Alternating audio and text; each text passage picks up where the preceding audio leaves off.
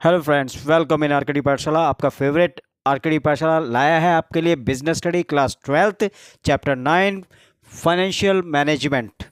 Financial management management और financial management क्या होता है? जो हमारे पास फाइनेंस है उसको मैनेज करके चलना, कि कहाँ पर रिक्वायरमेंट है उसकी और कहाँ पर बिजनेस में इन्वेस्ट करना है, कहाँ पर ऑर्गेनाइजेशन में इन्वेस्ट करना है।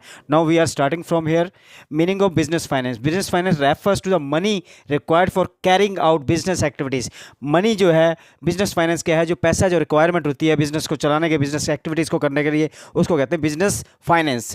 Now need for business finance की क्या जरूरत पड़ती है? क्यों बिजनेस फाइनेंस जरूरी है? To start business and establish business. Start करने के लिए, सेटअप करने के लिए, to run day to day activities of business, daily खर्चों में इनका यूज होता है बिजनेस फाइनेंस का। To expand business, modernise business, business को बढ़ाने के लिए, बिजनेस में टेक्नोलॉजी चेंज करने के लिए। टू परचेज एसेट को परचेज करने के लिए फाइनेंस की रिक्वायरमेंट होती है। तो ये क्या है? बिजनेस फाइनेंस है। Now meaning of financial management means जो हमारे पास फंड्स हैं, जो पैसे हैं, उसको हम कैसे मैनेज करते हैं। देखिए, financial management is concern with optimum procurement as well as uses of finance. Means financial management concern है जो हमारे पास फंड्स है उसको हम सही तरीके से यूज़ करें। और finance is life blood of any business. Finance जो है लाइफ ब्लड का काम करता है। फाइनेंस बहुत ज़्यादा रिक्वायर्ड है सभी बिजनेस के लिए, इसलिए फाइनेंस जो है इंपॉर्टेंट रोल प्ले करता है इसमें। देखिए, रोल ऑफ फाइनेंशियल मैनेजमेंट, इसका रोल क्या है? Size as well as composition of fixed asset. Size business के साइज से और एसेट्स के साइज से डिपेंड है।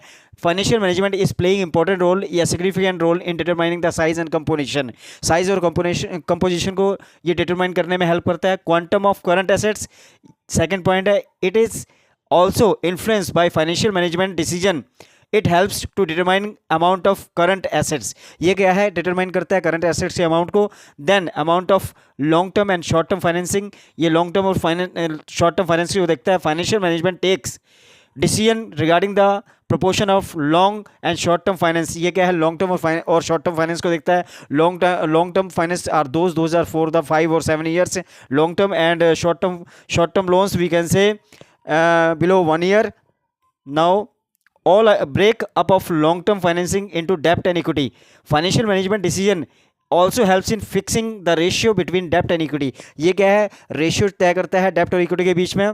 then all items in the profit and loss account. Financial management also affect all the items in the profit and loss account of the business. ये क्या है? Profit and loss account में सारी finance की statement जाती हैं इसके अंदर, अकाउंट्स के अंदर। Then objective of financial management, अब उसका पर्पस क्या है, उद्देश्य क्या फाइनेंशियल मैनेजमेंट का? The primary and most important objective of the financial management is to maximize wealth of equity shareholders. equity shareholders जिन्होंने पैसा इन्वेस्ट किया उनकी वेल्थ को बढ़ाना, उनके पैसे को बढ़ाना, which means maximize the market price of equity share। और उनकी जो इक्विटी शेयर है उनकी वैल्यू को बढ़ाना, उनकी प्राइस को बढ़ाना। then all the decision major or minor are made with the objective of making some value addition. Means जो भी इसके अंदर चाहे छोटे डिसीजन है चाहे बड़े डिसीजन है, वो क्या है? वैल्यू बढ़ाने से रिलेटेड लिए आते हैं। So that market price of the equity share is maximise, इसलिए मार्केट प्राइस ज़्यादा से ज़्यादा हो जाती है।